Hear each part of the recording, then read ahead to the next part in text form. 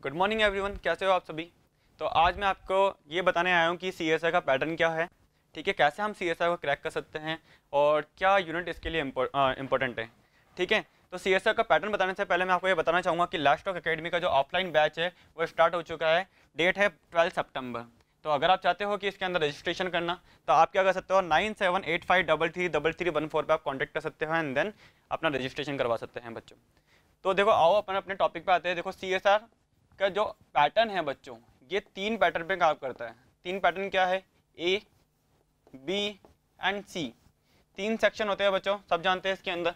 अब ए पैटर्न के अंदर अगर हम देखें तो 20 क्वेश्चन आते हैं बच्चों, ठीक है। बी सेक्शन को अगर हम देखें तो इसके अंदर आपके 50 एमसीक्यू आएंगे बच्चों एंड सी में आपके 75 एमसीक्यू आते हैं। आया समझ में। अब देखो बच्चों, ये सीएसआई का एग्जाम सब कहते हैं कि बहुत हार्ड होता है, बट अगर आप एक स्ट्रेटेजी के साथ में इसको क्रैक करना चाहो तो आप इजीली क्रैक कर सकते हो। हाउ, देखो मैं आपको बताता हूँ कैसे। देखो, आपकी क्या होते हैं, ए सेक्शन के जो क्वेश्चंस होते हैं वो 2 मार्क्स के होते हैं। इसके जो क्वेश्चंस है वो 2 मार्क्स के हैं, ठीक है। बी सेक्शन के भी 2 मार्क्स के एमसीक्यू होते हैं एंड सी सेक्शन के जो आपके एमसीक्यू है वो 4 मार्क्स के होते हैं बच्चों। ईच एमसीक्यू 4 मार्क्स, ठीक है। 20 में से आपको अटेम्प्ट कितने करने हैं बच्चों, ओनली 15 एमसीक्यू आपको अटेम्प्ट करने होते हैं। एज वेल एज अगर बी सेक्शन की बात की जाए तो 50 में से आपको ओनली 35 एमसीक्यू आपको अटेम्प्ट करने हैं एंड सी सेक्शन की बात की जाए तो ओनली 25 एमसीक्यू आपको अटेम्प्ट करने हैं। मतलब यहाँ पे बहुत सारी चॉइस दी गई है आपको। ऐसा नहीं है कि आपके लिमिटेड क्वेश्चन है और लिमिटेड ही आपको सॉल्व करने हैं। समझ में आ रहा है, यहाँ पे चॉइस बहुत ज़्यादा है। अब अगर बात की जाए देखो बच्चों, तो मैंने आपको बता चुका हूँ कि 2 मार्क्स का एक एमसीक्यू है ए एंड बी में एंड सी में कितना का है, 4 मार्क्स का। तो अगर मैं काउंटिंग करूँ ना बच्चों तो 30 मार्क्स का आपका क्या होता है ए सेक्शन एंड 70 मार्क्स का आपका क्या होता है बी सेक्शन एंड 100 मार्क्स का क्या होता है आपका सी सेक्शन, ये जो कि बहुत ही इंपॉर्टेंट होता है। अभी को बात की जाए तो बच्चों देखो, सब कहते हैं कि बी एंड सी पार्ट आप कवर कर लो, ठीक है, आपका सीएसआई निकल जाएगा। डेफिनेटली आपका सीएसआई निकल जाएगा अगर आप B and C section cover करते हो तो। बट अगर आपको जेआरएफ के लिए रैंक चाहिए, अगर आपको एसआरएफ चाहिए, सीनियर रिसर्च फेलोशिप चाहिए, तो उसके लिए आपको ए पार्ट भी कवर होना चाहिए, क्योंकि आपकी जेआरएफ की जो स्कॉलरशिप है वो 35,000 है एंड आपकी जो एसआरएफ की जो स्कॉलरशिप होती है बच्चों वो 1 लाख अप्रोक्स है। समझ में आ रहा है। अब देखो बच्चों क्या है, अगर मैं इनको टोटल करता हूँ ना बच्चों, अगर इनको टोटल करता हूँ तो टोटल कितने आ रहे हैं मेरे पास, 200 टोटल आ रहे हैं। अब आपको 200 में से आपको कितने नंबर चाहिए होते हैं बच्चों, 200 में से अगर आपके नंबर की बात की जाए तो 200 में से ओनली 110 या 120 फॉर जनरल कैटेगरी, बच्चों। अगर ओबीसी की बात की जाए, ओबीसी की बच्चों, तो ओबीसी की जो मार्किंग होती है वो 90 to 110 जा सकती है और ये एकदम मैक्स टू मैक्स है। अगर देखा जाए तो ये 80 से 100 के बीच में भी आ जाती है, ठीक है, पर अपन मैक्स टू मैक्स लेके चलेंगे। एंड SC ST की अगर बात की जाए बच्चों तो ये जो आपकी कट ऑफ हो जाएगी वो आपके 70 to 90 चल जाती है। तो हर एक के अंदर आपके 20 मार्क्स का क्या होता है, डिफरेंस होता है। अब देखो बच्चों, आपको लेके क्या 200 में से 120 लाने हैं, क्या 200 में से 110 लेके आने हैं या 200 में से 90 लेके आने हैं, नहीं। मार्किंग देखो कितनी है, अगर मैं 20 into 2 कर लूँ तो मुझे पता है यहाँ से 40 मार्क्स आ गए, ठीक है। अगर 50 into 2 कर लूँ तो यहाँ पे देखो, 50 into 2 करते हैं, यहाँ पे कितने आ गए आपके 100 मार्क्स यहाँ से आ गए बच्चों। और अगर मैं 75 into 2 कर लूँ ना बच्चों तो ये आ गए आपके 300 नंबर। तो टोटल अगर मैं 300 प्लस में 100 प्लस में 4 मतलब 40 करता हूँ तो आपका जो सीएसआई का जो पेपर होता है ना बच्चों वो 440 मार्क्स का होता है। कितने मार्क्स का पेपर है आपका, 440 मार्क्स का पेपर है। अब 440 मार्क्स में से बच्चों अगर जनरल वाले बच्चे हो तो आपको कितने नंबर लेके आने हैं, हाईएस्ट नंबर आपका 120 पे आपका जेआरएफ है या 110 पे, मतलब 1/4 मार्क्स पे आपका 1/4 पर आपका क्या है, सिलेक्शन हो जाता है। जबकि आपको डराया जाता है सीएसआई यार थोड़ा टफ हो है। मैं आपको ये इतना इजी क्यों बताना चाह रहा हूँ, क्योंकि ये बताने का मेरा रीज़न ये है कि सबसे पहले मुझे आपके अंदर का डर निकालना है, एक कॉन्फिडेंस बिल्डअप करना है कि कम टाइम में भी हम सीएसआई को क्रैक कर सकते हैं। मुझे आपके अंदर ये कॉन्फिडेंस क्रैक करना है, ये कॉन्फिडेंस जगाना है कि हाँ सीएसआईआर एक तरह से 200 मार्क्स का नहीं है, आप इसको फोकस मत करो। आपको फोकस करना है तो 440 मार्क्स को फोकस करना है, ठीक है। टाइम ड्यूरेशन आपको पता है कि टाइम ड्यूरेशन इसकी पेपर की 3 आवर्स की होती है। अगर मैं बात करूं पेपर की एमसीक्यू की तो 1 to 20 एमसीक्यू, 1 से लेकर के 20 MCQ, आपके 1 to 20 MCQ किसके अंदर होंगे, ए पार्ट के अंदर होंगे, एंड 21 to 70 MCQ किसके अंदर होते हैं, आपके 50 MCQ बी सेक्शन में होते हैं, एंड 71 to 145 MCQ आपके किसके अंदर होते हैं, सी सेक्शन के अंदर होते हैं। तो टोटल देखा जाए तो टोटल 145 MCQ है, सिलेक्शन चॉइस बहुत ज़्यादा है। सी सेक्शन में 75 में से ओनली 25 MCQ आपको सही करने हैं। और अगर बात की जाए लैस्टॉक एकेडमी में कई स्टूडेंट ऐसे हैं जिन्होंने सी सेक्शन में 100 आउट ऑफ 100 निकाले हैं। ठीक है, अब देखो बच्चों एक और चीज़ है, ये तो हमारा CSI का पैटर्न हो गया। सेकंड अगर हमें बात की जाए कि इनके अंदर यूनिट्स क्या है, तो लाइक अगर बात की जाए इसके अंदर मॉलिक्यूलर बायोलॉजी, अगर मैं बताना चाहूँ आपको इसके अंदर यूनिट्स की बात की जाए, ये तो आपका CSI का पैटर्न है, आप इसको नोट कर सकते हैं। ठीक है, अब देखो बच्चों इसके अंदर यूनिट की बात की जाए तो हर एक यूनिट अपने आप में बहुत ही इंपॉर्टेंट होती है बच्चों, हर एक यूनिट अपने आप में बहुत इंपॉर्टेंट है। लाइक अगर मैं बात की जाए कि आपकी मॉलिक्यूलर बायोलॉजी,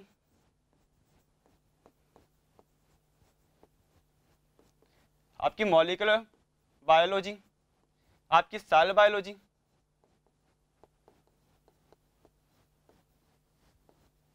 आपकी जेनेटिक्स। ठीक है, नेक्स्ट अगर अपन देखते हैं कि आपकी टूल्स एंड टेक्निक,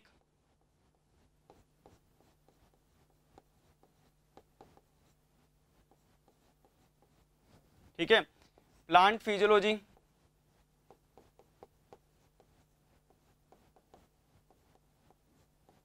लाइक आपकी एनिमल फिजियोलॉजी,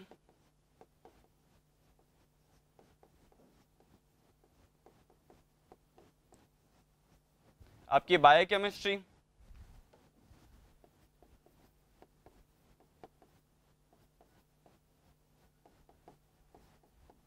अगर बात की जाए नेक्स्ट अगर अपन देखते हैं आपकी इम्यूनोलॉजी,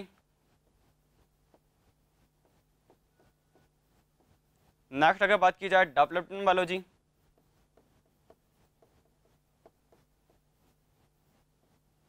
अगर बात की जाए आपकी अप्लाइड बायोलॉजी,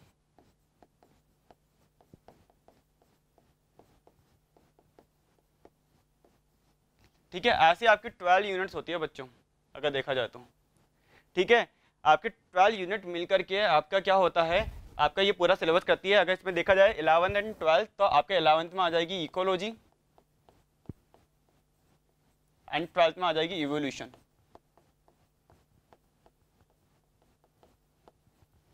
अब देखो ये तो आपका CSI का ऑथेंटिक है कि इतनी यूनिट तो आएगी, बट अगर देखा जाए ना बच्चों इसमें बेसिक बॉटनी भी आती है। ठीक है, प्लांट डाइवर्सिटी या हम बोल सकते हैं डाइवर्सिटी एक अलग टॉपिक है, डाइवर्सिटी आपके यूनिट का हिस्सा है, तो वो भी अगर अपन देखा जाए डाइवर्सिटीज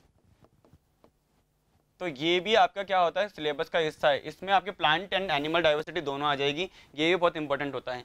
अब देखो बच्चों अगर मैं कहना चाह रहा हूँ कि जब हमें पता है कि टोटल हमारा जो पेपर है वो 440 मार्क्स का है, एंड 440 मार्क्स में से अगर आपको 110 लाने हैं JRF के लिए, किसके लिए, JRF के लिए, अगर रैंकिंग के लिए लेके आने हैं तो बच्चा आपको सारा पढ़ना पड़ेगा। बट अगर आपको सेलेक्टेड पढ़ना है, आपको वेरी फर्स्ट टाइम में ही अगर आपको सिलेक्शन चाहिए तो देखो बच्चों कुछ आपको सेलेक्टेड ही पढ़ना पड़ेगा। ऐसा नहीं है कि आप सारा पढ़ने की कोशिश करो 6th मंथ के अंदर एंड आप पूरा का पूरा क्रैक कर लोगे, क्योंकि वहाँ पे आपके पास जहाँ चॉइस ज़्यादा होती है ना वहाँ पे हमारे भटकने के चांसेस बहुत ज़्यादा होते हैं। अगर आप यहाँ इनमें से अगर मैं कह रहा हूँ एनी इनमें से कुछ भी, चाहे इको हो, ईवो हो, आपकी मॉलिक्यूलर बायोलॉजी है, आपकी सेल बायोलॉजी है, जेनेटिक्स है, tools and technique, plant physiology, animal physiology, development biology, कुछ भी इनमें से अगर आप 7 to 8 यूनिट भी कवर कर लेते हो ना बच्चों, सिर्फ 7 to 8 यूनिट्स कवर कर लो आप, और 7 to 8 यूनिट ऐसी होनी चाहिए जिसके अंदर आपके MCQ पूरे के पूरे आपके सॉल्व होने चाहिए। आपका कंटेंट एकदम कवर होना चाहिए। अगर इनकेस अगर आपसे पूछ लिया जाए कोई भी topic like molecular biology, mRNA surveillance, क्या होता है mRNA सर्विलेंस, तो आपका आंसर आना चाहिए हाँ सर सर्विलेंस का मतलब है कि mRNA की चेकिंग हो रही है। टेक्निक पे अगर आपसे पूछ लिया जाए कि NMR क्या है, स्पेक्ट्रोस्कोपी क्या है, आपका आयन इंटरफेरेंस टेक्निक क्या है, तो आपका आनी चाहिए एक चीज़। समझ में आ रहा है? आपका इकोलॉजी में अगर आपका K टाइप स्पीसीज आ रही है, ठीक है, R टाइप स्पीसीज के बारे में पूछ रहा है, तो आपको पता होना चाहिए क्या है नेचुरल सिलेक्शन क्या होता है, वो आपको पता होना चाहिए। आप चाहे इनमें से कुछ भी टॉपिक लो, कुछ भी anyone, पर वो आपके कवर होने चाहिए। 7 to 8 तो ऐसे होने चाहिए जिसमें से आपसे कोई भी पूछे ना, आँख बंद करने के बाद भी आपको नींदों में पूछे ना कि बायोकेमिस्ट्री में जल्दी से बता दो ग्लाइकोजन का ब्रेकडाउन कैसे हो रहा है, तो आप आंसर दे दो कि हाँ ऐसे हो रहा है, तब जाकर के आपका CSIR का सिलेक्शन होता है। 6 मंथ एकदम आपको नींद भी अगर पूरी लेनी पड़ रही है तो नींद थोड़ा छोड़ो, 6 महीने आपकी फ्यूचर चेंज कर सकते हैं। 6 मंथ काफ़ी है फ्यूचर चेंज करने के लिए, क्योंकि JRF आपकी 33,000 है। अगर आप पोस्ट डॉक के लिए जाते हो तो पोस्ट डॉक अगर आप अच्छे institute like CCMB, IISc, NCCS Pune, ठीक है, IIT, इनसे अगर आप क्या करते हो, अगर सिलेक्शन लेके, या NII दिल्ली फॉर इम्यूनोलॉजी, क्योंकि ये भी पर्टिकुलर है, ऐसा नहीं है NII आपका इम्यूनोलॉजी के लिए, ठीक है, आपका CCMB बहुत बेस्ट इंस्टीट्यूट है, IISc बहुत बेस्ट इंस्टीट्यूट है। तो अगर आप उनमें सिलेक्शन लेते हो देन आपकी पोस्ट डॉक भी आउट ऑफ इंडिया से ही आप करना चाहोगे, और एक बार आउट ऑफ इंडिया जाने का मतलब है आप पोस्ट डॉक वहाँ से करके आते हो तो देन आपकी लाइफ बच्चा बहुत ही ज़्यादा आउटस्टैंडिंग हो जाएगी, क्योंकि आपको नहीं पता कि आप आने वाले साइंटिस्ट हो, आप ही हो साइंटिस्ट। क्योंकि अगर आप JRF क्लियर करते हो एंड देन आप रिसर्च लाइन में आगे जा रहे हो तो कोई नहीं जानता कि आज आने वाला APJ अब्दुल कलाम कौन होगा, कोई नहीं बता सकता। मे बी आप अब तक सो रहे थे, पर मे बी आप आज जाग रहे हो, और आज जागने के बाद अगर आपने आज जाकर आपने अपने सिलेक्शन आपने तैयारी करी है आपने, क्योंकि ये एक ऐसी चीज़ है, ये आपका CSIR ऐसे प्लेटफॉर्म है जिसके अंदर बच्चे का फ्यूचर क्या होगा वो खुद इमेजिन नहीं कर सकता, इतना अच्छा उसका फ्यूचर है।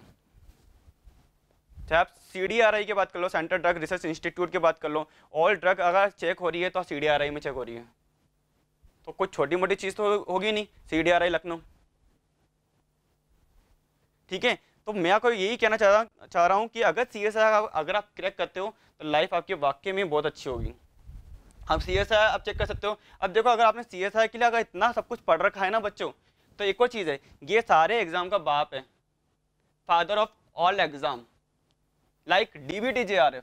आप बात करते हो DBT में क्या आएगा, DBT में मेनली फॉर, अगर मैक्स टू मैक्स पूछा जाए ना, molecular biology, cell biology, tools and technique, छोटे मोटे क्वेश्चन जेनेटिक्स के आएंगे, प्लांट फिजियोलॉजी, बायोकेमिस्ट्री, खत्म।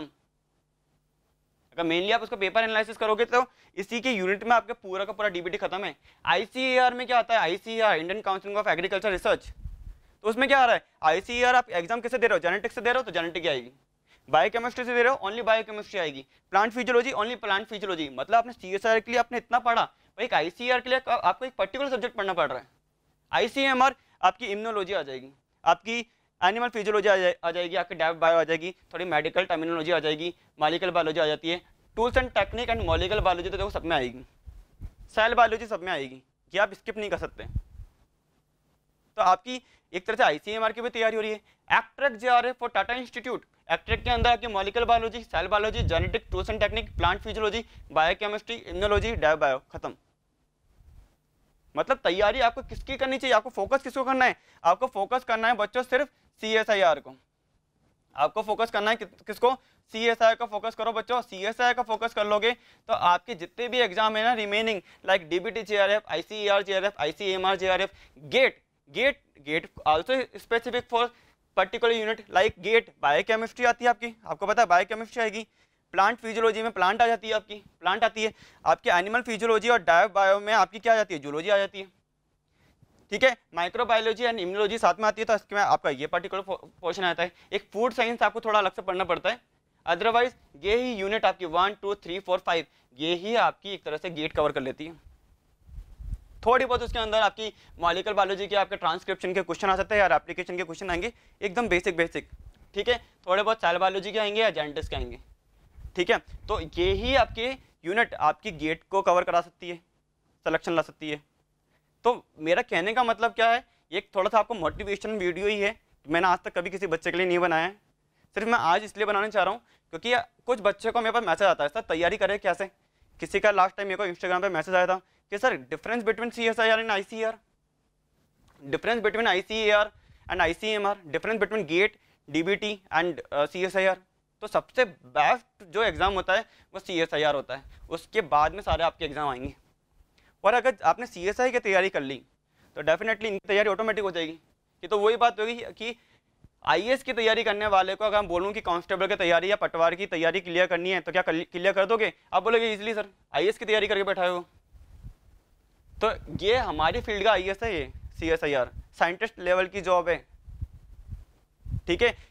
इसके थ्रू अगर आपका क्रैक है तो बाबा एटॉमिक रिसर्च इंस्टीट्यूट या आपका बार्क का एग्जाम आप क्या कर सकते हो, क्रैक कर सकते हो। DRDO में आप जा सकते हो, डायरेक्ट साइंटिस्ट रिक्रूट होते हो आप। ICAR, अगर ARS की बात की जाए तो आप डायरेक्ट साइंटिस्ट रिक्रूट होंगे। तो 3 एग्जाम तो आपको सिर्फ MSc JRF होना चाहिए, आपका BARC, DRDO and ICAR ARS NET, ये तो आपको direct as a scientist recruit कर रहे हैं बच्चों। और एज कितनी होती है उन बच्चों की, सिर्फ 24, 25, 26 इतनी होती है, क्योंकि इनकी एक एज लिमिट भी होती है। इससे ज़्यादा आप एज का बच्चा उस एग्ज़ाम को दे नहीं पाएगा। लाइक अभी बायर OCAS के एग्ज़ाम होंगे, उसकी भी एज लिमिट है, ठीक है। तो मेरा मानना ये है कि अगर आप इस एग्ज़ाम को क्रैक करना चाहते हो, ठीक है, तो आपको अगर इसको एकदम ईजी वे में लेना चाहते हो तो आप क्या कर सकते हो, कोचिंग ज्वाइन कर सकते हो लैशटॉक अकेडमी, ठीक है। Best coaching for CSIR, ICAR, ICMR, DVT, GATE and MSc entrance like IIT JAM, क्योंकि इस इंस्टीट्यूट से IIT JAM के अंदर टॉप 1 ऑल इंडिया 1 रैंक आई हुई है, AIR 1 रैंक निकाली हुई है, ठीक है। AIR 1 रैंक आई है IIT JAM के अंदर, इसलिए मैं आपको इसको ज्वाइन करने के लिए जोर दे रहा हूँ। क्योंकि डेफिनेटली देखो आज मेरे लेक्चर जो आ रहे हैं वो तुम्हें थोड़ा डिले हो सकता है, मैं आपकी हेल्प करूँगा, डेफिनेटली मैं आपको सारा पढ़ाऊँगा, मैं आज भी प्रॉमिस करता हूँ। बट उनका टाइम ड्यूरेशन बहुत लंबा टाइम का है। मेरे को आप मेरे भरोसे बैठ के आप अपने 2 साल तक आप ये थोड़ा वेट करोगे कि सर आपकी मॉलिक्यूलर बायोलॉजी खत्म करो, क्योंकि उसमें टाइम लगता है। 1 वीक में 1 वीडियो मैं डाल पाता हूँ, क्योंकि मैं भी ऑलरेडी काम कर रहा हूँ। तो 1 वीक में 1 वीडियो आता है, तो उसमें आप क्या कर सकते हो, उसमें आप उस टॉपिक को डेफिनेटली कवर कर सकते हो। मेरी गारंटी उससे बाहर कुछ आएगा भी नहीं। बट क्या वो 1 वीडियो या 4 वीडियो 1 महीने में या 10 वीडियो 1 महीने में क्या सफिशिएंट है फॉर CSIR प्रिपरेशन? आने वाले टाइम में डेफिनेटली आपके जूनियर तक उस कंटेंट को मैं भर दूंगा, बट अभी वो कंटेंट इतना भरा हुआ नहीं है। इसलिए मैंने भी थोड़ा सोचा कि बच्चों का थोड़ा फ्यूचर पर मैं ध्यान दूं, ताकि उनको भी आईना दिखाऊं कि हाँ डेफिनेटली आप मेरे साथ हो, मेरे को बहुत अच्छा लगता है, आप मुझे सपोर्ट कर रहे हो, मुझे बहुत अच्छा लगता है, मैं आपको सपोर्ट करूँगा डेफिनेटली बहुत 101%। आपके एक भी डाउट आएंगे, एक भी MCQ आएगा, गारंटी है उस क्वेश्चन का आंसर आपको मिलेगा ही मिलेगा। बट एक वो है कि आपके लिए, क्योंकि एक बार अभी 3-4 दिन पहले किसी बच्चे का मेरा मैसेज भी आया था, कॉल भी आया था, उन्होंने पूछा था सर कोचिंग कौन सी अच्छी है, बेस्ट कोचिंग बता दो कौन सी है। तो मैं उसको फ़ोन पर बताता, तो उससे बढ़िया कि मैं सोचा कि एक लेक्चर ही बना लूँ इस कोचिंग के बारे में, क्योंकि मेरी खुद की भी प्रिपरेशन, मैंने खुद ने भी इसी कोचिंग इंस्टीट्यूट से तैयारी करी है, एंड देन मैंने भी JRF क्वालिफाई कर रखा है, ठीक है। मैं formal faculty of saint Wilfred college, मैं 2017-18 में, उससे पहले मैं विल्फ्रेड कॉलेज में पढ़ाता था, एंड देन आज भी मैं एक बेस्ट इंस्टीट्यूट के अंदर टीच कर रहा हूँ। इसलिए मैं आपको एक एडवाइस दूंगा एज ए लेक्चरर, मैं आपको बताना चाहूँगा कि हाँ अगर आपको पढ़ना है, आप अच्छी तरह तैयारी करनी है, 6 मंथ की तैयारी एकदम regulation and rule and regulation के साथ में करनी है, तो बेस्ट इंस्टीट्यूट है फॉर CSIR आपका लैशटॉक अकेडमी, आप ज्वाइन करो। अगर इनकेस आपको कोई डाउट आ रहे हैं तो आप मुझसे भी डायरेक्ट बात कर सकते हो, और यहाँ आने के बाद आपको कोई डाउट आएंगे ही नहीं, ये मैं आपको प्रॉमिस करता हूँ, ठीक है। तो ऑल द बेस्ट, अपना ध्यान रखना, कोई भी बात हो आप मुझसे डायरेक्ट बात कर सकते हो। और रजिस्ट्रेशन के लिए आप क्या करो, 9785333314 पे आप कॉन्टैक्ट पे रजिस्ट्रेशन करवा सकते हैं, ठीक है। 12 सितंबर डेट याद रख लो बच्चों, 12 सितंबर से आपका क्या हो रहा है, आपका बैच स्टार्ट हो रहा है, ये बहुत ही इंपॉर्टेंट डेट है, ठीक है। अब आपको लेट नहीं करना ये, ठीक है।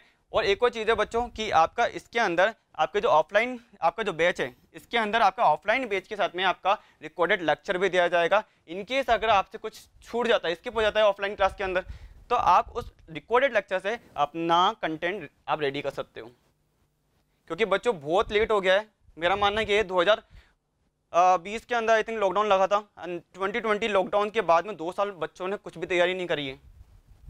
जिनकी एज लिमिट बहुत नियर थी ना, उनकी एज निकल गई है, क्योंकि गवर्नमेंट ने तो लॉकडाउन लगा रखा है, पर आप तो पीछे हो गए ना। CSIR जहाँ 4 बार हो जाना चाहिए था, आज CSIR सिर्फ 1 बार ही हुआ है। अभी हमारे को कुछ आइडिया नहीं कि आप CSIR कब होगा, तो उससे पीछे कौन हो रहा है, पीछे आप हो रहे हो, आपकी नॉलेज पीछे हो रही है। तो टाइम खराब मत करो, क्योंकि फ्यूचर में देखो भाई बच्चों, घुट के जीने से बढ़िया है कि एक बार थोड़ा रिस्क लो, अपना कॉन्फिडेंस डाउन करो, अप करो। कॉन्फिडेंस अप करने के बाद इससे क्या होगा कि आप थोड़ा बाहर निकलोगे, एंड देन आप पढ़ाई कंटिन्यू करोगे। ऐसे कोरोना करोगे तो बच्चों आपके फ्यूचर आगे आने वाले टाइम में आप डिस्ट्रॉय कर लोगे अपने फ्यूचर। तो थोड़ा सा अपना आपको बिल्डअप करो, अपना कॉन्फिडेंस हाई करो, अपने पेरेंट्स को समझाओ एंड देन थोड़ा बाहर निकलो एंड देन पढ़ाई स्टार्ट करो अपनी। क्योंकि घर में बैठ के अभी तो आप अच्छे से जी लोगे, आने वाले टाइम में शादी होंगे, बच्चे होंगे, उनको क्या खिला दोगे? मतलब बुरा मत मानना, देखो मैं एज ए एल्डर ब्रदर आपसे बात कर रहा हूँ, क्योंकि ये मेरी एज आपकी एज में बहुत डिफरेंस है, आप ऐसा मत समझना मैं बच्चा हूँ कोई, ठीक है? तो एज ए एल्डर ब्रदर मैं आपको समझा रहा हूँ कि थोड़ा सा बाहर निकलो, थोड़ा अपनी पढ़ाई स्टार्ट करो, कोई भी डाउट आए, कोई भी दिक्कत आ रही है, आप डायरेक्ट मुझसे बात कर सकते हो, ठीक है? यहाँ ज्वाइन करने के बाद तो वैसे आपको कोई दिक्कत आएगी नहीं, फिर भी कोई दिक्कत आती है, इनकेस कोई आने वाले टाइम में आपको मेरी हेल्प चाहिए, ठीक है, मैं आपको वो हेल्प आपकी करने का रेडी हूँ, ठीक है? आपके रिसर्च प्रपोजल बनाने के लिए भी अगर जरूरत पड़ती है तो ये इंस्टीट्यूट एक सिंगल इंस्टीट्यूट है ऐसा जो आपके रिसर्च प्रपोजल बना के देगा। अदर इंस्टीट्यूट से मैंने बात भी की थी, मेरे टाइम पे भी बात की थी, रिसर्च प्रपोजल वो बना के नहीं देते हैं। तो अगर रिसर्च प्रपोजल चाहिए आपका आफ्टर JRF, आपकी इंस्टीट्यूट में तैयारी कैसे होनी चाहिए, आपके इंटरव्यू प्रिपरेशन कैसे होनी चाहिए, वो प्रिपरेशन करवानी है आपको, तो आप कोचिंग ज्वाइन करो, ठीक है? आई होप आपको थोड़ा ये अच्छा लगा हो कि क्या पैटर्न है, क्या एग्ज़ाम है। आज हमने सारे एग्ज़ाम क्लियर डिस्कस कर लिए हैं अपन, और इससे क्या होगा, थोड़ा आपका कॉन्फिडेंस बिल्ड हो जाएगा कि हाँ आपको तैयारी कैसे करनी है। कोई भी डाउट हो तो आप पूछ सकते हो। All the best, take care, ठीक है? ध्यान रखना अपना, बाय।